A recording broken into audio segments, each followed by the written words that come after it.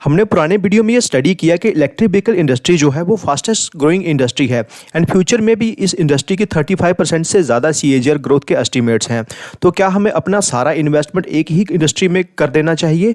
Of course नहीं, क्योंकि 35% की ग्रोथ रेट जो है ये एस्टिमेट्स है, गारंटी नहीं। इसलिए हम डाइवर्सिफिकेशन करते हैं। तो आज हम एक और ऐसी इंडस्ट्री पर बात करेंगे जो बहुत स्पीड से ग्रो कर रही है एंड फ्यूचर में भी ग्रो करेगी। तो hi, welcome to capital and gains. आज के वीडियो में हम बात करने वाले हैं ऑनलाइन गेमिंग इंडस्ट्री पर एंड इसके साथ साथ हम इंडिया के कैसीनो इंडस्ट्री को भी स्टडी करेंगे, क्योंकि हम जो भी डिजिटल गेम खेलते हैं या तो वो स्किल बेस्ड गेम होती है या तो वो होती है गेम ऑफ चांस, जिसे गैम्बलिंग भी कहा जाता है। इसलिए हमें अगर गेमिंग स्टॉक्स में इन्वेस्ट करना है तो हमें गेमिंग प्लस कैसीनो इंडस्ट्री दोनों का पता होना चाहिए। सेक्टर एनालिसिस के बाकी वीडियोस की तरह ये वीडियो भी काफ़ी इन्फॉर्मेटिव होने वाला है, जिससे gaming industry and casino industry की सारी पिक्चर क्लियर हो जाएगी। फ्रेंड्स, मैं चाहता हूं कि वीडियो पर आप लाइक्स का इस बार नया रिकॉर्ड बनाएं। हमारे चैनल के वीडियो पर जो हाईएस्ट लाइक्स हैं वो है 313 as a video recording date. मैं चाहता हूं कि आप 315 लाइक्स करें। Being a small and new channel, 315 likes are sufficient. Video में जो भी डाटा आपके सामने रखा जाएगा उसका बेसिस है कंपनीज की एनुअल रिपोर्ट्स, कुछ research reports, news etcetera. India में गेमिंग इंडस्ट्री की बात करें तो ये इंडस्ट्री नई नहीं है, लेकिन एक्चुअल बूम इसमें आता है जब वर्ल्ड वाइड कोविड पैंडेमिक के चलते लॉकडाउन लगता है। Work from home and online school ने जब लोगों को गैजेट्स के ओर करीब किया, तो इसी बीच ऑनलाइन गेमिंग भी लोगों के फन एंड एंटरटेनमेंट का काफ़ी इंपॉर्टेंट हिस्सा बन गई। गेमिंग इंडस्ट्री को अगर हम क्लासीफाई करें तो इसमें दो तरह की गेम्स होती हैं। फर्स्ट है रियल मनी गेम्स, जिसमें रम्मी, पोकर, ड्रीम 11, माई 11 सर्कल जैसे स्पोर्ट्स आते हैं एंड इनको खेलने के लिए आपको पैसा खर्च करना पड़ेगा। दूसरी तरफ आते हैं नॉन रियल मनी गेमिंग, जो फर्दर क्लासीफाई होते हैं hyper casual and mid and hardcore games based on learning curve and difficulty level, जैसे कि पबजी, फ्री फायर एटसेट्रा। पहले हम ऑनलाइन गेमिंग के हाइलाइट्स को देख लेते हैं एंड उसके बाद हम कैसीनो इंडस्ट्री पर बात करेंगे। अगर गेमिंग मार्केट के साइज की बात करें तो फाइनेंशियल ईयर 22 में ये $2.8 बिलियन की थी, जो कि फाइनेंशियल ईयर 25 के एंड तक $5 बिलियन की हो सकती है, जो कि 28 से 30% के सीएजीआर ग्रोथ से ग्रो कर रही है। 28% से 30% की सीएजीआर ग्रोथ वो भी इंडस्ट्री में ये काफ़ी ज़्यादा होती है। इंडस्ट्री में काम करने वाली कंपनीज 50% के सीएजीआर से भी ज़्यादा ग्रो कर सकती हैं। 2017 से 2020 के बीच चाइना की गेमिंग इंडस्ट्री 8% के सीएजीआर से बढ़ी, यूएस की गेमिंग इंडस्ट्री 10% के सीएजीआर से बढ़ी, लेकिन इसी दौरान इंडिया की गेमिंग इंडस्ट्री 38% के सीएजीआर से बढ़ी, जो कि यूएस एंड चाइना के गेमिंग इंडस्ट्री के कंपैरिजन में 4.5 टाइम्स ज़्यादा ग्रोथ थी। इंडस्ट्री को अपनी रेवेन्यू का 57% contribution real money gaming segment से होता है, जिसमें पोकर, रमी जैसी गेम्स आती हैं। फाइनेंशियल ईयर 22 में मिड कोर गेम्स, जिसमें कैजुअल एंड हार्डकोर गेम्स दोनों आती हैं, जैसे कि बैटल ग्राउंड मोबाइल इंडिया, जिसे पहले पबजी बोलते थे, एंड फ्री फायर, ये फास्टेस्ट ग्रोइंग थी कैटेगरी में। ये दोनों ही गेम्स टोटल गेमिंग इंडस्ट्री के 32% के शेयर को होल्ड करती हैं एंड इनकी टोटल रेवेन्यू फाइनेंशियल ईयर 22 में $550 मिलियन की थी। रेवेन्यू बढ़ने के रीजंस ये भी हैं कि लोग गेम्स खेलने के लिए पे भी कर रहे हैं। एवरेज रेवेन्यू पर पेइंग यूजर में 11% की बढ़ोतरी हुई लास्ट फाइनेंशियल ईयर में। हर महीने 2 million new paying user add हो रहे हैं। फाइनेंशियल ईयर 22 में नंबर ऑफ गेमर्स 507 मिलियन थे इंडिया में। फाइनेंशियल ईयर 21 के कंपैरिजन में देखें तो 12% की सीजीआर ग्रोथ हुई है नंबर ऑफ गेमर्स में। 507 मिलियन में से 120 मिलियन गेमर्स ऐसे थे जो पे कर खेलने वाले थे। फाइनेंशियल ईयर 21 के कंपैरिजन में 25% की सीजीआर ग्रोथ हुई है। फाइनेंशियल ईयर 22 में इंडिया में मोबाइल बेस्ड गेम्स के 15 बिलियन डाउनलोड्स हुए हैं, जो इंडिया को वर्ल्ड लार्जेस्ट कंज्यूमर बनाते हैं and presently India global market share में 17% कंट्रीब्यूशन करता है। फाइनेंशियल ईयर 20, 21 एंड 22 में यूएस, चाइना एंड ब्राजील में मोबाइल गेम्स डाउनलोड में डी ग्रोथ हुई है, लेकिन इसी दौरान इंडिया में मोबाइल गेम डाउनलोड्स में मैसिव ग्रोथ हुई है। हाँ, इंडोनेशिया में भी डाउनलोड्स के नंबर्स बढ़ते हुए दिखाई दे रहे हैं। फाइनेंशियल ईयर 22 में अगर इंडियन गेमर्स के एवरेज वीकली आवर्स की बात करें तो वो रहा 8.5 hours. Top mid core games की बात करें तो फ्री फायर पर एवरेज गेमर्स ने 109 मिनट स्पेंड किए पर डे। सेकंड नंबर पे पबजी रहा, पर डे 80 मिनट स्पेंड किए गेमर्स ने। 9th नंबर पर रही ludo king with 32 minutes and 10th number पर रहा carrom pool with 31 minutes. Gaming industry में जो रियल मनी गेमिंग सेगमेंट है उसमें भी इमेंस ग्रोथ हुई है।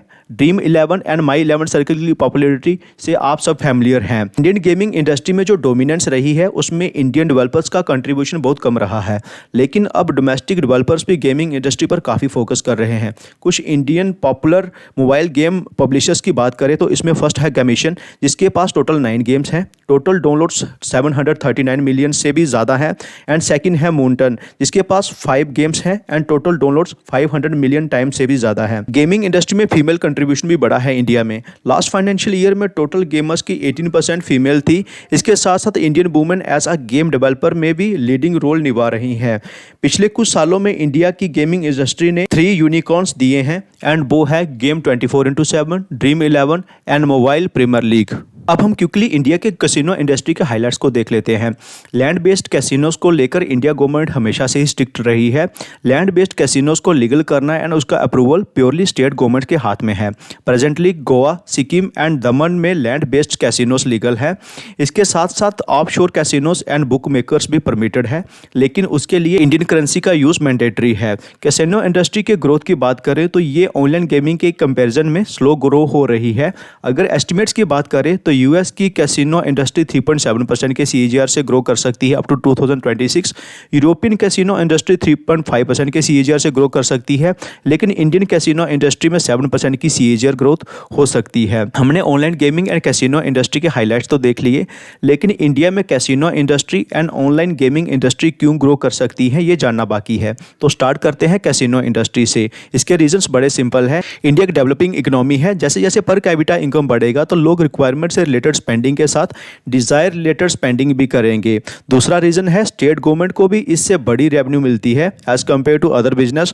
तो over the period of time बाकी स्टेट्स भी कैसीनोज को लीगल कर सकते हैं। Opening of new tourist destinations ये भी इसका एक रीजन है। कैसीनो इंडस्ट्री पर हम इसलिए बात कर रहे हैं क्योंकि कुछ कंपनीज इन दोनों ही कैटेगरी को कैटर करती हैं। दूसरा रीजन ये कि अगर फ्यूचर में कुछ और भी स्टेट्स कैसीनोज को लीगल करती हैं तो ग्रोथ एस्टिमेट 7% से बढ़कर 20% से भी ज्यादा हो सकते हैं। इंडिया में मोबाइल गेमिंग इंडस्ट्री क्यों ग्रो करेगी उसके रीजंस हैं adoption of digital modes for education, work etcetera, जिससे मोबाइल बेस्ड गेमिंग को भी पुश मिल रहा है। इंडियन गेमिंग इंडस्ट्री ने इंडिया स्किल गेम काउंसिल नाम की एक ऑर्गेनाइजेशन भी सेटअप की है, जिससे गेमिंग इंडस्ट्री स्टेट गवर्नमेंट के साथ मिलकर म्यूचुअली बेनिफिशियल इन्वायरमेंट सेटअप कर सकते हैं। गवर्नमेंट ऑफ इंडिया द्वारा चाइनीज ऐप को बैन करना एंड मेड इन इंडिया को प्रमोट करना, इससे भी इंडियन मोबाइल गेमिंग इंडस्ट्री को ग्रोथ मिलेगी। ऑनलाइन पेमेंट एंड यूपीआई को गवर्नमेंट द्वारा प्रमोट करना, इससे भी गेमिंग इंडस्ट्री के लिए बेनिफिशियल साबित हो रहा है, बिकॉज इससे गेम्स के लिए पेमेंट करना काफ़ी आसान हो गया है।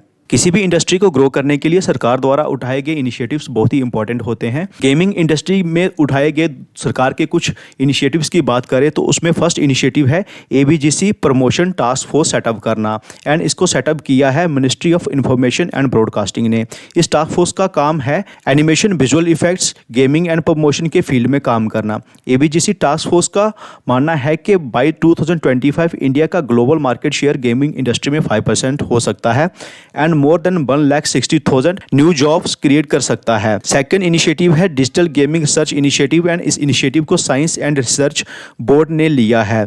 जिन एरियाज में काम होना है इस इनिशिएटिव्स के अकॉर्डिंग वो है R&D in learning and leisure gaming platforms, immersive gaming prototypes with an emphasis on Indian culture and values and a collaborative technical design process।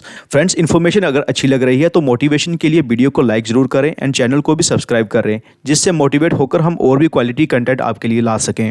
अब हम इस सेक्टर की कंपनी पर डिस्कशन कर लेते हैं, लेकिन वीडियो के एंड में कंक्लूजन जरूर देखिएगा, जिसमें हम ये बताएंगे कि कंपनी में करना क्या है। तो कंपनी का नाम है delta corps limited. Company operate करती है casino gaming, hospitality and online skill gaming segment में। ऑर्गेनाइज्ड कैसीनो मार्केट में कंपनी 55% मार्केट शेयर एंजॉय करती है, मींस कंपनी की डोमिनेंस है ऑर्गेनाइज्ड कैसीनो मार्केट में। कैसीनो गेमिंग में कंपनी के पास 2 वेसल्स हैं जिन्हें हम क्रूज शिप्स भी बोलते हैं, एंड इनमें से एक वेसल एशिया का लार्जेस्ट वेसल है। कंपनी के पास 6 लैंड बेस्ड कैसीनोज है, जिनमें से 4 गोवा में, एक सिक्किम के गैंगटोक में एंड एक नेपाल काठमांडू में है। इंडिया के साथ साथ पड़ोसी देशों में भी कंपनी को जहां अपॉर्चुनिटी मिल रही है कंपनी उसे ग्रैब करने की कोशिश कर रही है। कैसीनो गेमिंग से कंपनी अपनी रेवेन्यू का 71% जनरेट करती है। ऑनलाइन गेमिंग के लिए कंपनी के पास अड्डा.com प्लेटफॉर्म है, जहां कंपनी पोकर एंड रम्मी काफी सारी गेम्स ऑफर करती है। ये स्किल बेस्ड गेम्स हैं एंड प्लेयर्स को इन गेम्स में पार्टिसिपेट करने के लिए पे करना पड़ता है। अप्रैल 2021 में कंपनी ने मल्टी गेमिंग टेक्नोलॉजी कंपनी को एक्वायर किया था अंडर द नेम फैबूम, एंड उसको रिब्रांड किया है अड्डा.com प्लेटफॉर्म। गेमिंग बिजनेस को संभालने के लिए डेल्टा कोप ने एक सब्सिडरी भी सेटअप कर रखी है जिसका नाम है Delta tech gaming limited. Company अपनी रेवेन्यू का 21% ऑनलाइन गेमिंग से बनाती है एंड कंपनी गेमिंग बिजनेस में डेवलप हो रही अपॉर्चुनिटी को ग्रैब करने के लिए काफ़ी एफर्ट्स लगा रही है। हॉस्पिटैलिटी सेगमेंट में कंपनी के पास दमन एंड दियो का first and only 5 star hotel है एंड गोवा में भी एक स्वीट है इंटीग्रेटेड विद कैसीनोज। अपने रेवेन्यू का 8% कंपनी हॉस्पिटैलिटी सेगमेंट से जनरेट करती है। कंपनी की रेवेन्यू में नियर फ्यूचर में कैसी ग्रोथ रहेगी उसके लिए कंपनी द्वारा अनाउंस किए हुए कैपेक्स को देख लेते हैं। कंपनी ने अपने थर्ड वेसल के लिए 250 करोड़ का कैपेक्स किया है एंड नेक्स्ट फाइनेंशियल ईयर के थर्ड क्वार्टर में ये ऑपरेशनल हो सकता है। ये वेसल एग्जिस्टिंग वेसल्स में सबसे ज़्यादा कैपेसिटी वाला होगा जिससे कंपनी की क्रूज शिप्स में एकोमोडेशन कैपेसिटी 2.5 टाइम्स ज़्यादा हो जाएगी। 2021 में कंपनी को अप्रूवल मिला था इंटरटेनमेंट सिटी को सेटअप करने के लिए जिसका नाम कंपनी ने रखा है डेल्टिन इंटरटेनमेंट सिटी। इसके लिए कंपनी ने 100 एकड़ ऑफ लैंड ऑलरेडी एक्वायर कर रखा है near Mopa airport Goa. Entertainment city को कंपनी ऐसा वन स्टॉप डेस्टिनेशन सेटअप कर रही है।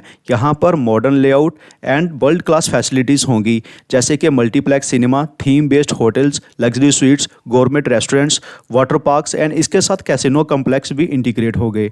इसके साथ कंपनी ऑनलाइन गेमिंग में मल्टी गेमिंग प्लेटफॉर्म डेवलप करने का प्लान कर रही है। यहाँ पर fantasy sports and rummy sports सब इंटीग्रेट रहेंगे।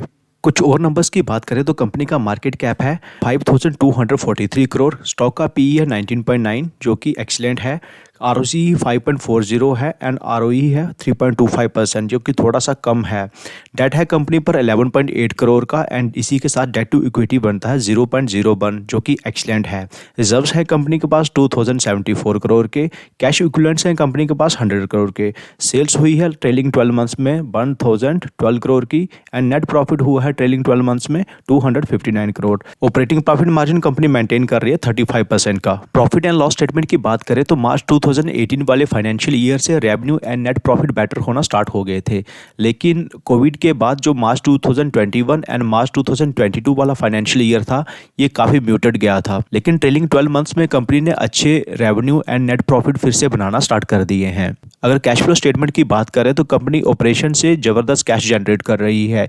इवन कि जो कोविड वाले ईयर थे कंपनी ने उसमें भी ऑपरेशन से कैश जनरेट किया है। तो यहाँ आप देख सकते हैं कि मार्च 2021 में कंपनी ने ऑपरेशन से 57 करोड़ कैश जनरेट किया है एंड मार्च 2022 में कंपनी ने 127 करोड़ कैश जनरेट किया है। यही निशानी होती है one of the best company की। वही अगर शेयर होल्डिंग की बात करें तो प्रमोटर्स के पास कंपनी के 33.31% है। FIS अपनी होल्डिंग को कम की है जो कि 16.07% से 6.28% है। DIS ने अपनी होल्डिंग को बढ़ाया है एंड प्रेजेंटली है 12.82%। वही पब्लिक के पास है 47.59%। कंपनी एंड इंडस्ट्री के बारे में इतनी अच्छी बातें हो जाने के बाद अब कुछ की रिस्क को भी देख लेते हैं। कोविड जैसा पेंडेमिक अगर फ्यूचर में आता है तो ये casino business and hospitality segment को बुरी तरह से हैम्पर कर सकता है एंड यही हुआ था लास्ट कोविड के टाइम में। फ्यूचर में गवर्नमेंट ऑफ इंडिया अगर एथिक्स बेस्ड डिसीजन लेती है तो गैम्बलिंग जैसी इंडस्ट्री पर बुरा असर हो सकता है एंड डेल्टा कोप का 70% से ज़्यादा बिजनेस गैम्बलिंग रिलेटेड है। वही अगर कंक्लूजन की बात करें तो इन्वेस्टमेंट के लिए सबसे पहला रिक्वायरमेंट होता है सेक्टर में ग्रोथ का होना। तो यहाँ हमें सेक्टर में अच्छी ग्रोथ नज़र आ रही है। अदर देन इलेक्ट्रिक व्हीकल शायद ही ऐसी कोई इंडस्ट्री इतनी फास्ट पेस पर ग्रो कर रही होगी।